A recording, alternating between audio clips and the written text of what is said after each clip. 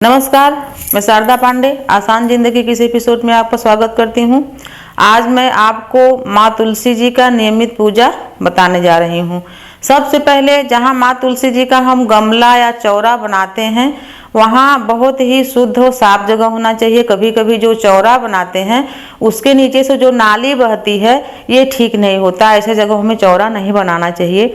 माँ तुलसी का जहाँ चौरा या गमला हो वहाँ बर्तन वगैरह नहीं धोना चाहिए, थोड़ी दूर में धोना चाहिए। माँ तुलसी जी का जहाँ चौरा और गमला रहे उसके ऊपर कुछ भी बंधन या तार लगा के उस पर कपड़ा नहीं डालना चाहिए, नहीं तो माता के ऊपर पानी चूता है जो कि पाप लगता है, ऐसा नहीं करना चाहिए। माँ तुलसी जी को आप जिस भी गमले में लगाएं और जिसमें या चौरा में तो बहुत ही अच्छे जगह और शुद्ध जगह होना चाहिए। उसके बाद माता का जो पूजा होता है तो नहाने के बाद हम माता को जल चढ़ाते हैं। तो जल माता को चढ़ाते समय सुबह टाइम हम जल देते हैं माता को। तो जो माताएं बहनें जल चढ़ाती हैं वो सिर में पल्लू रख के अपने दाएं हाथ में जो पल्लू का आंचल होता है उसको पकड़ लेते हैं और दोनों हाथ से लोटा का जल एक हाथ से पकड़ के नहीं डालते, दोनों हाथों से पकड़ के और 3 बार परिक्रमा करें। जहां हम ओम या स्वस्तिक का निशान बनाते हैं, यानी कि जैसे कि माँ की तरफ मुंह करके जल देना, उसी जगह खड़े होकर जल दें 3 बार घूम के। जल देने का नियम है कि माँ के सिर्फ जड़ में जल नहीं डालते हैं, ऊपर से नहलाते हैं। माता के पूरे पौधे को नहलाया जाता है। 3 बार जल दे के ओम तुलसाय नमः करके जाप भी करते जाएं। अगर समय मिले तो माता की जो आरती आती है, नमो नमो तुलसी महारानी, नमो नमो हरि की पटरानी, ये आरती भी आप गा सकती हैं। और कभी कभी जैसे कि विशेष पर्वों पर, जैसे कि माता का जन्म होता है अमावस्या पर, तो कभी कभी आप अमावस्या पर गाय का शुद्ध दूध रहे तो जड़ से सिंचित कर सकते हैं, जड़ में डाल सकते हैं। और रात्रि के समय घी का दीपक, यानी सूर्य डूबने के कुछ देर के बाद घी का दीपक आप देकर, यानी जो आप वस्त्र पहने रहेंगे उस वस्त्र को पूरी तरह से उतार के और हाथ पांव धो के मुंह वगैरह साफ करके आप कोई भी साफ वस्त्र पहन के सिर को ढक के माता को दिया देंगी। दीप दान जब करेंगी तो दीप दान करने के बाद माँ के सन्मुख यानी सामने दीप रख के 3 बार परिक्रमा दीप सहित माता का परिक्रमा किया जाता है और माता को प्रणाम करने के बाद आरती गाने के बाद प्रणाम किया जाता है। यही विधि है माता का पूजा करने का। और उसके बाद जैसे विशेष पर्व है, जैसे माता को आपको लाना है, लगाना है, तो आप ये ध्यान रखिए कि कभी भी रविवार के दिन माँ तुलसी को स्पर्श नहीं करते। रविवार के दिन जल भी नहीं चढ़ाते, दीप भी नहीं दिया जाता है माता को, तो रविवार के दिन छुआ भी नहीं जाता है। अगर मान लो आपकी तुलसी माता सूख गई हैं तो उनका विसर्जन, यानी कि उनको वहां से निकाल लें और उनका विसर्जन किसी जलाशय में कर दें, फिर तुलसी माता को लाके लगा लें। कभी कभी गर्मियों में जैसे माता तुलसी जी सूख जाती हैं तो गर्मियों में पौधा मिलता नहीं है, अधिकतर बरसात में ही तुलसी माता का पौधा उगता है। तो मान लो गर्मियों में आपको पौधा न मिले तो वहाँ एक आप छोटा सा झंडा बनवा लीजिए, पीले या लाल कलर का छोटा सा, जो कि 2 फीट का लगभग रहे और बांस की डंडी में। और जहाँ तुलसी मैया का गमला है, अगर आपको जब तक न मिल पाए नया पौधा तो वहाँ पर आप लगा दीजिए झंडे को। और जब तुलसी माता आए, आपको उपलब्ध हो जाए, मिल जाए, तो वहाँ पर उनको लगा दीजिए। सोमवार के दिन या किसी अच्छे दिन लगा दीजिए। द्वादशी को भी तुलसी नहीं तोड़ते और संध्या के समय भी तुलसी नहीं तोड़ा जाता, यानी शाम के समय भी तुलसी नहीं तोड़ा जाता। तुलसी जैसे कि आपको कभी काढ़ा वगैरह बनाना हुआ या कुछ भी बनाना हुआ तो कभी भी बच्चों से या खुद भी बिना स्नान किए, बिना नहाए तुलसी नहीं तोड़ा जाता।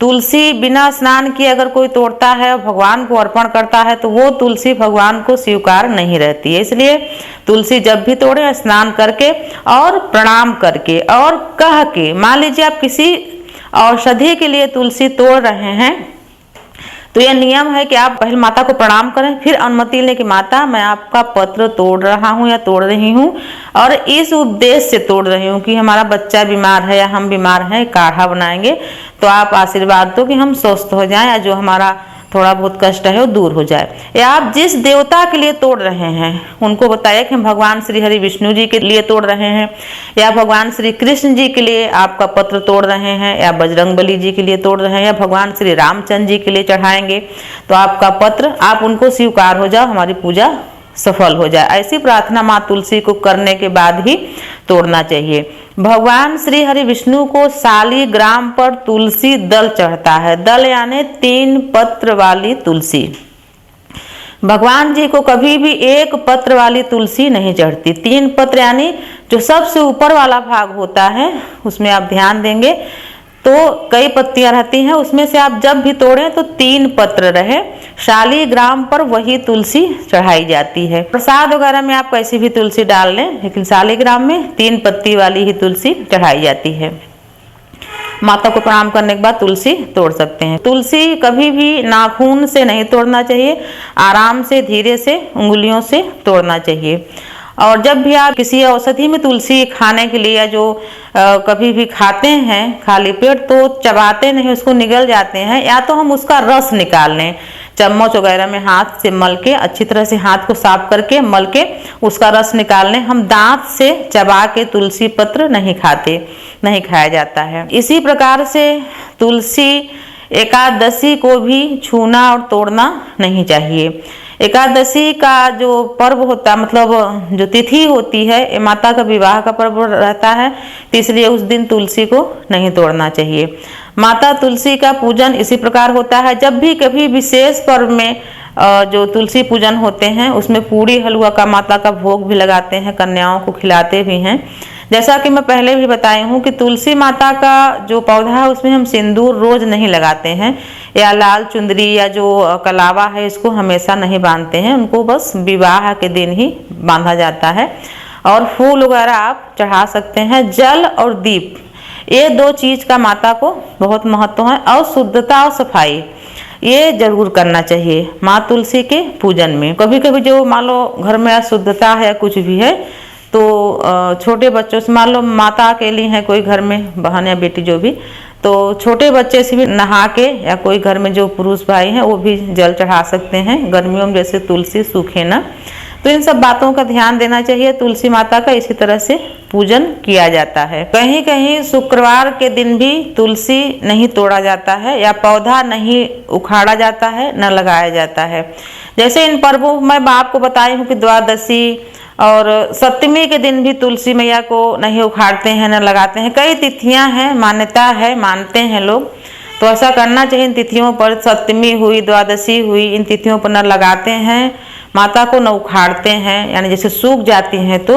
और सूखी हुई जैसे तुलसी मैया हैं तो उनको घर में ज़्यादा दिन तक नहीं रखते हैं। और उसके बाद जैसे कि किसी किसी भाई बहन के यहाँ आंगन मान लो नहीं है, किराया में है, या जैसे भी छोटा घर है, आंगन नहीं है, या आंगन है भी तो वहाँ कपड़ा वगैरह डालते हैं या बर्तन वगैरह साफ करते हैं, तो माता को उचित स्थान नहीं मिल पाता, तो आप गमला में करके आप छत पर भी तुलसी रख सकते हैं। वैसे तुलसी मैया को अगर उत्तर और पूर्व की कोने में जगह हो तो वहाँ रखने से थोड़ा बहुत जो घर में वास्तु दोष होता है उसका निवारण हो जाता है, वो दूर हो जाता है। तो आप गमले में, जैसे मान लो कि गर्मी है तो गमले में छत में रखेंगे तो तुलसी मैया को जो है सूखने का डर रहता है, तो थोड़ा छांव के तरफ रख के, जहाँ एकदम शुद्ध और साफ रहे। अगर आंगन में जगह नहीं है तो, या आगे पीछे आंगन नहीं है तो आप छत के ऊपर भी रख के माता का सेवा पूजा कर सकते हैं। ध्यान यही रहे कि माता के ऊपर किसी तरह से भी कोई गंदगी नहीं पड़नी चाहिए।